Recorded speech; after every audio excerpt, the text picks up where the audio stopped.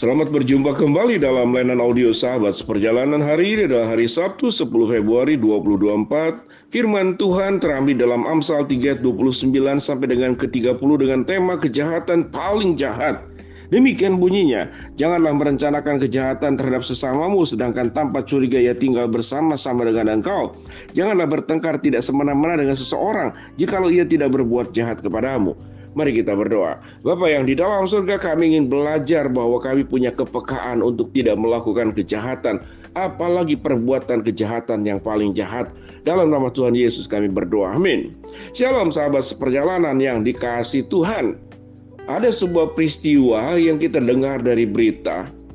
Tatkala seseorang itu kemudian mempertahankan diri dari begal, kemudian begal tersebut memang membawa senjata yang ingin merampas hartanya, motornya, kemudian mengancam nyawanya. Lalu kemudian sang pemilik motor itu melawan. Yang terjadi adalah begal itulah yang mati. Nah maka itu apakah itu termasuk dalam perbuatan jahat? Itu artinya membela diri dari kejahatan.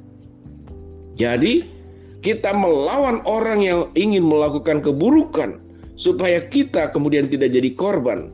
Itu adalah pembelaan diri. Itu tidak masuk dalam kategori kejahatan. Karena tidak pernah ada niatan untuk membunuh orang tersebut. Niatan untuk merampas, niatan untuk membunuh, menghilangkan nyawa, berangkat dari orang yang ingin mengancam kita. Kita pada posisi namanya itu pembelaan diri. Secara hukum, pembunuhan yang dilakukan di dalam kondisi yang sangat beralasan, dengan aturan-aturan yang ada, itu diizinkan, itu diperbolehkan dengan tujuan pembelaan diri. Dengan demikian sahabat seperjalanan, itu tidak masuk dalam kategori kejahatan. Itu kategori pembelaan diri. Tetapi kategori kejahatan adalah yang dilakukan justru oleh pihak pembegal, yang kemudian niatannya memang merampas, niatannya merugikan, bahkan niatan juga menghilangkan nyawa. Tetapi itu terjadi pada umumnya di dalam yang dilakukan oleh orang tersebut kepada orang lain. Tetapi apa itu kejahatan paling jahat? Kejahatan paling jahat itu seperti yang firman Tuhan katakan, jangan merencanakan kejahatan terhadap sesamamu sedangkan tanpa curiga ia tinggal bersama-sama dengan engkau. Janganlah merencanakan kejahatan terhadap sesamamu sedangkan tanpa curiga ia tinggal bersama-sama dengan engkau. Apa contoh yang paling real?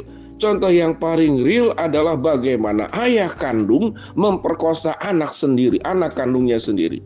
Itulah kejahatan yang paling jahat. Bagaimana ayah kandung memperkosa anaknya sendiri.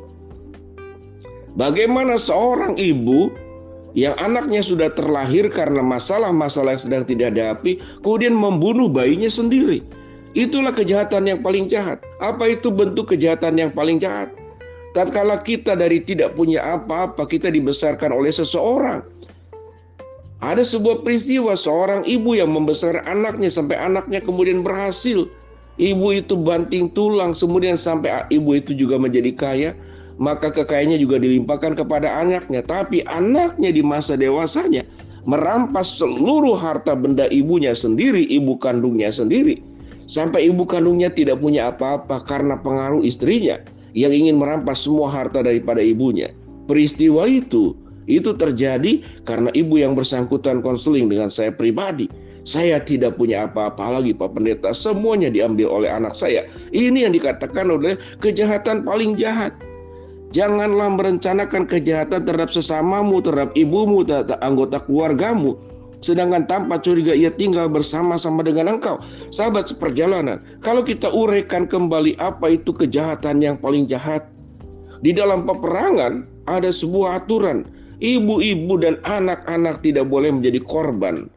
Dan orang-orang yang berperang tersebut seringkali memakai ibu-ibu dan anak-anak menjadi tameng peperangan.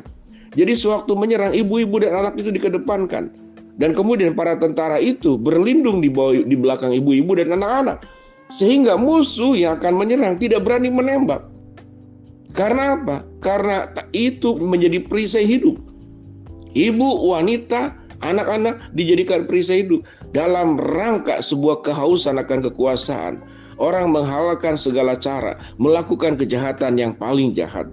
Sahabat seperjalanan, ini berbicara tentang perkara-perkara yang luar biasa.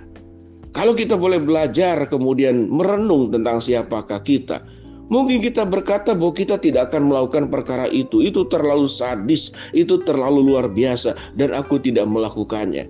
Namun sahabat seperjalanan, kejahatan yang paling jahat itu dimulai daripada kejahatan-kejahatan kecil.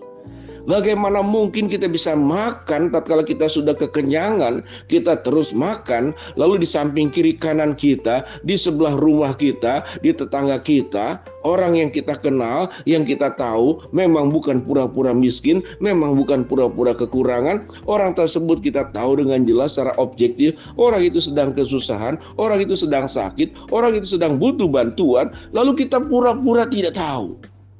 Padahal ia ada di sekitar kita, ada di dekat kita. Sementara kita berpesta pora, kita berfoya-foya. Bukankah ini adalah sebuah kejahatan yang paling jahat, yang tidak bisa kemudian ditindak hukum? Karena memang apa yang engkau punya itu engkau miliki. Tetapi di hadapan Allah, apa itu kejahatan yang paling jahat? Semua yang kita miliki itu berasal dari Allah dan bukan milik kita. Maka seluruhnya harus menjadi pertanggungjawaban yang suatu hari kelak nanti akan kita bawa di hadapan Allah, dan Allah akan bertanya, hari ini engkau harus mempertanggungjawabkan apa yang sudah engkau buat selama hidupmu, apa yang sudah engkau perbuat dalam hidupmu. Di sanalah seluruh kejahatan-kejahatan itu akan diungkapkan, dinyatakan, dan Tuhan akan menghakimi kita. Sahabat seperjalanan, kejahatan yang paling jahat tatkala kita kemudian melakukan diskriminasi kepada orang-orang lain, di dalam kadar rendah sampai kepada yang tinggi. Namun tentang contoh-contoh kejahatan yang paling jahat, sahabat seperjalanan bisa kemudian menguraikannya juga di dalam yang diungkapkan kepada saudara-saudara sekalian dalam diskusi-diskusi. Tatkala kemudian kalau Tuhan sudah memberikan semua yang terbaik, terindah, anugerah-anugerah yang paling luar biasa, maka siogianya kita akan mengembalikan rasa syukur kita atas segala kebaikan dan anugerah Allah, yaitu berbuat kasih, berbuat keindahan, berbuat kebenaran. Jangan berbuat kejahatan, apalagi kejahatan yang paling jahat. Dan itu dilakukan kepada orang-orang terdekat kita. Firman Tuhan berkata, janganlah merencanakan kejahatan terhadap sesamamu, sedangkan tanpa curiga ia tinggal bersama-sama dengan engkau. Jangan bertengkar dengan orang yang dengan tidak semena-mena, dengan seseorang yang tidak berbuat jahat kepadamu. Kejahatan yang paling jahat pada ayat yang 30 adalah sikap sewenang-wenang karena kita tuan, karena kita punya kuasa, karena kita punya jabatan, karena kita punya uang, karena kita punya kekayaan. Sewenang-wenang. Ada seorang pegawai yang rasa sakit hati yang sangat mendalam. Karena kalau majikannya memerintah tidak pakai tangan tapi pakai kaki. Dan itu diceritakan kepada saya. Betapa sikap sewenang-wenang adalah tindakan kejahatan yang paling jahat. Orang sudah dalam posisi terpuruk, sudah rendah. Lalu kita rendahkan dengan kata-kata kita, dengan sikap-sikap kita. Sahabat seperjalanan, berhentilah berbuat jahat, apalagi melakukan kejahatan yang paling jahat. Kepada orang lingkungan terdekat kita, anggota keluarga kita, mereka-mereka yang lemah, mereka-mereka yang tidak berdaya. Jangan menekan, karena mereka adalah hamba-hamba Allah. Mereka adalah ciptaan Allah yang satu hari kelak nanti Tuhan akan meminta pertanggungjawabanmu. Mari kita berdoa. Bapa dalam surga, terima kasih buat kebenaran firman Allah. Kami belajar tentang kejahatan yang paling jahat. Jadikan kami sebagai anak-anak-Mu yang hidup dalam kemurahan hati, dalam kekudusan, dalam kasih dan ketulusan. Hamba-Mu berdoa buat sahabat seperjalanan yang sedang sakit, Tuhan jamah sembuhkan. Sahabat seperjalanan yang sedang berdoa mengharapkan sesuatu, Tuhan kabulkan. Sahabat seperjalanan yang sedang menghadapi masalah, Tuhan bukakan jalan. Dalam nama Tuhan Yesus kami berdoa. Amin.